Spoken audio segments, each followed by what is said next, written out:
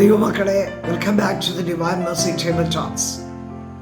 നമ്മുടെ ഭവനത്തിൽ ദൈവകരുണയുടെ ഒരൾത്താര സ്ഥാപിച്ച് വെഞ്ചരിച്ച ദൈവകരുണയുടെ ഛായാചിത്രത്തെ ഏറ്റവും സുപ്രധാനമായ ഒരു സ്ഥാനത്ത് നമ്മൾ പ്രതിഷ്ഠിക്കുമ്പോൾ കർത്താവ് നൽകുന്ന വളരെ സുപ്രധാനമായ 2 വാഗ്ദാനങ്ങളാണ് ഇന്ന് നിങ്ങളുമായി ഞാൻ പങ്കുവയ്ക്കുന്നത്.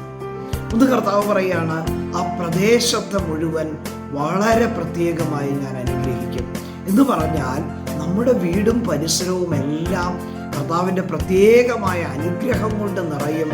ദൈവകരുണയുടെ ഛായാചിത്രത്തെ നമ്മൾ വെഞ്ചരിച്ച് സ്ഥാപിക്കുമ്പോൾ അതിന് കാരണം എന്താണെന്ന് വെച്ചാൽ, ഈ ദൈവകരുണയുടെ ഛായാചിത്രം ജീവനുള്ള കർത്താവിൻ്റെ ചിത്രമാണ്. ആ ചിത്രത്തിൽ ഈശോയുടെ തിരുവിലാവിൽ നിന്ന് ഒഴുകുന്ന പ്രകാശരശ്മികൾ, ഒഴുകിയിറങ്ങുന്ന പ്രകാശരശ്മികൾ നമ്മുടെ വീടും പരിസരവും എല്ലാം ആ പ്രകാശ കിരണങ്ങളാൽ മുഖരിതമാവുകയാണ്. കർത്താവിൻ്റെ അനുഗ്രഹം അവിടെ മുഴുവനും പ്രസരിക്കുകയാണ് ചെയ്യുക. രണ്ടാമതായിട്ട് കർത്താവ് നൽകുന്ന വാഗ്ദാനം ഇതാണ്. അവിടുന്ന് പറയുന്നു, എൻ്റെ പിതാവിൻ്റെ നീതിക്കനുസൃതമായി നടപ്പാക്കാൻ ഉദ്ദേശിക്കുന്ന ശിക്ഷകൾ നിങ്ങളോടുള്ള സ്നേഹത്തെ പ്രതി ഞാൻ തടഞ്ഞു നിർത്തും.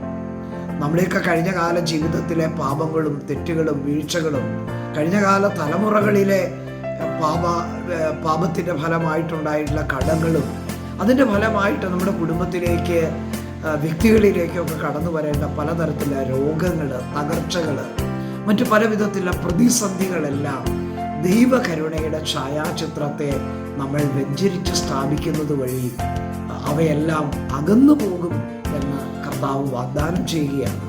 അതിൻ്റെ കാരണം ഒരു ലോജിക്ക് എന്ന് പറഞ്ഞാൽ, ഒരു കൊച്ച് എന്തോ ഒരു കുരുത്തക്കേട് ചെയ്യും.